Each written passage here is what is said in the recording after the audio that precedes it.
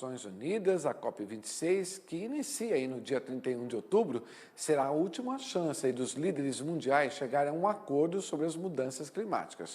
O Brasil tem um papel muito importante na busca pela emissão zero de efeito estufa e uma economia descarbonizada e por ser uma oportunidade para definir também as metas climáticas por aqui. Dentro dessas metas ambiciosas da COP26, o que é preciso atingir até 2050 é a emissão zero de gases de efeito estufa.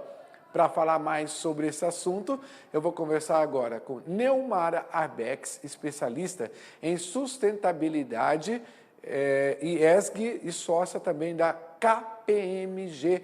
Neumara, bom dia, seja bem-vinda. Muito obrigado por ter aceito aí o nosso convite. Bom dia, Marcelo. Tudo bom? Obrigada pelo convite. Tudo ótimo, só corrigindo aqui é ESG. Bom, já quero perguntar para você o seguinte, o Brasil aí está tendo uma oportunidade raríssima e é claro de poder estabelecer aí as nossas metas para até 2030. Na sua opinião, como especialista também em meio ambiente, a gente está conseguindo aí reunir os principais elementos para a COP26, ou seja, a gente está trazendo informações importantíssimas do que a gente pode contribuir para melhorar esse mundo que está de cabeça para baixo? Olha, o Brasil tem todas as condições aí de ter um papel fundamental nessa agenda que se coloca para a próxima década. E eu quero falar bom dia para todos que estão aqui com a gente hoje interessados nesse tema, que é um tema tão importante. O Brasil tem um ecossistema enorme, né, um dos maiores do planeta. A gente está numa região do planeta onde o crescimento das florestas é muito rápido, então a gente tem condições de absorver carbono muito rapidamente nessas regiões, por exemplo, onde a mata está degradada, onde a gente ainda tem espaço, e a gente tem muito espaço em todo o território nacional para o reflorestamento, né, para a recuperação dessas áreas, então elas podem se tornar grandes tanques de carbono.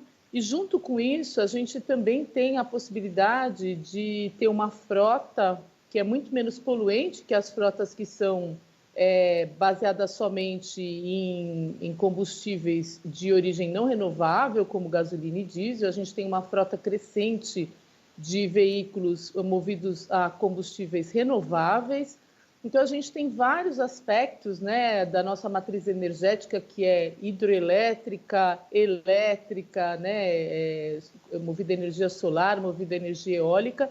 A gente tem vários componentes extremamente favoráveis para a gente entrar nessa conversa que vai acontecer na COP26 com muitas cartas para a gente poder jogar, né? Agora, a pergunta do mundo vai voltar para nós se a gente, de fato, vai conseguir usar todo o nosso potencial para a gente se colocar como um país com diferencial competitivo muito além de todos os outros países que vão estar sentados na mesa. Agora, Neumara, é importante tudo isso que você falou, né? Porque o Brasil, no caso, ele tem aí muitas ações, a gente também vem de uma evolução de projetos de sustentabilidade que são praticados aqui no país e que às vezes a gente não consegue demonstrar lá fora, né?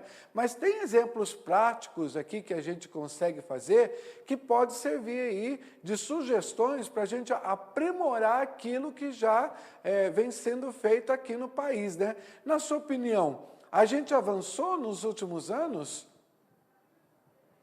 Então, o Brasil sempre tem, todo país tem, né, na verdade, aspectos que andam para o lado positivo, no sentido de redução das emissões que causam o efeito estufa, portanto, que causam o aumento da temperatura, e a gente também tem ações que vão contra isso, né, como, por exemplo, os incêndios florestais, o desmatamento acelerado. Então, a gente tem, na verdade, uma composição, um contexto onde tem os dois fatores. E eu acho que você tem razão, Marcelo, que a gente tem sido conhecido e ficou mais conhecido nos últimos anos por causa do desmatamento e por causa dos incêndios florestais que foram completamente descontrolados, né? e levou o Brasil de uma posição de 7º, 8º emissor para 5º emissor de gases de efeito estufa nos últimos anos. Então, a gente realmente tem vários aspectos negativos que ficaram muito conhecidos dentro e fora do Brasil. Mas você tem toda a razão também em puxar nossa atenção, né, para o fato de que nós temos muitos projetos e muitos líderes em muitas regiões, muitas cidades, muitas colaborações em torno de soluções para a gente conseguir retomar esse espaço tão importante que é de um grande país que tem todas as condições de ser um tanque, né, de carbono e conseguir não só reduzir as emissões, fazer a transição completa da nossa matriz energética, inclusive a nossa frota, e é isso que a gente tem que continuar apostando e continuar falando desses exemplos bem concretos. Como eu falei, por exemplo, a transição da nossa frota, né, para combustíveis renováveis, os grandes parques eólicos que têm se estabelecido no país, os projetos, por exemplo, de hidrogênio verde, que são uma grande inovação também no Nordeste, né, os parques de energia eólica, enfim, a gente tem aí uma série de iniciativas extremamente positivas e que a gente tem que continuar reforçando para garantir o potencial competitivo do país, tanto no agronegócio como em outros setores, na próxima década. É importante isso que você destacou também, né, Neumara, porque a gente tem, como eu falei para você, esses exemplos práticos, mas o problema foi como isso deixou de ser colocado quando a gente vai participar de eventos lá fora, né? Nós tivemos grandes oportunidades de mostrar o que a gente tem de bonito aqui no Brasil e ficamos aí, né, a desejar em realmente colocar esses projetos em pauta quando a gente participa de grandes reuniões, grandes eventos na França, na Alemanha, nos Estados Unidos, e a gente não mostra na prática, de fato, o que a gente tem feito aqui no Brasil, né? Por exemplo, na última que aconteceu em 2015 lá na França, na sua análise, o que a gente colocou de projetos lá do que a gente agora precisa incrementar agora na COP26, ou seja, do que foi debatido lá, o que a gente precisa aprimorar mais ainda na COP26?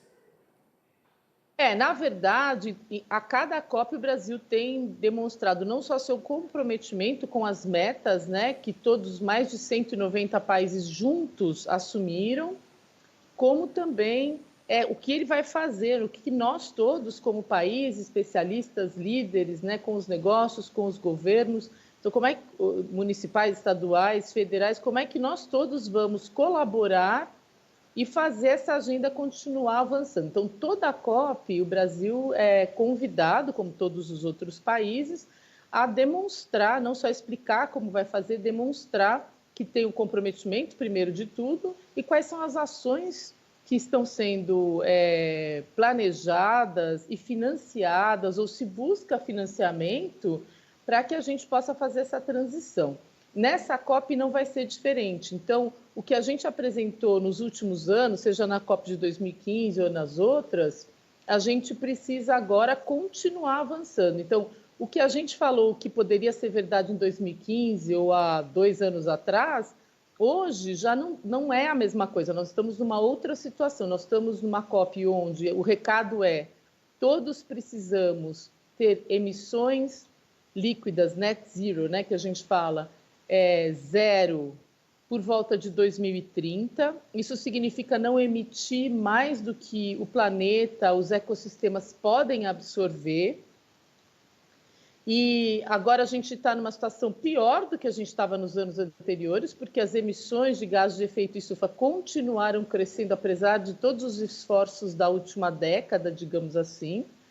Então, nós temos agora, num momento muito mais crítico, as decisões a serem tomadas agora são muito mais drásticas, digamos, mais profundas, mas, por outro lado, tem muito mais capital na mesa, muito mais relações comerciais sendo estabelecidas, muitas outras regras sendo estabelecidas para oferecer para todos os países, inclusive o Brasil, as condições de acelerarem essa transição. Então, o que é esperado do Brasil agora, nessa COP, e de todos os outros países, não só do Brasil, em relação às COPs anteriores, é que apresente metas e planos muito mais concretos e arrojados, na verdade.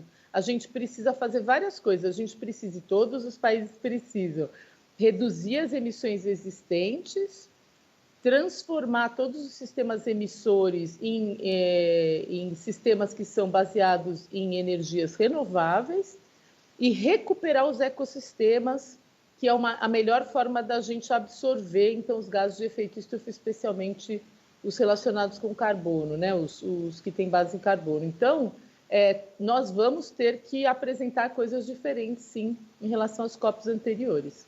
Essa é a expectativa. Muito bom, e está na hora, né, Neumara, da gente realmente, o Brasil, voltar a recuperar essa posição tão importante que a gente já mostrou lá atrás, que a gente é capaz, né, que a gente tem aqui exemplos maravilhosos, inclusive com o próprio agronegócio brasileiro, a mudança do próprio pecuarista, em como na fazenda ele consegue mudar hábitos, como separar, por exemplo, produtos e embalagens com destinação própria e correta, né? Vamos ver, né, como que a gente consegue fazer para essa COP26 e torcer para que realmente a gente faça bonito dessa vez. Obrigado pela sua participação aqui no programa. Eu queria continuar a entrevista, que é um assunto muito bacana, mas numa próxima oportunidade a gente tem de volta aqui você conosco, viu? Um bom dia para você. Bom dia, Marcelo. Muito obrigada pelo convite. Conte comigo.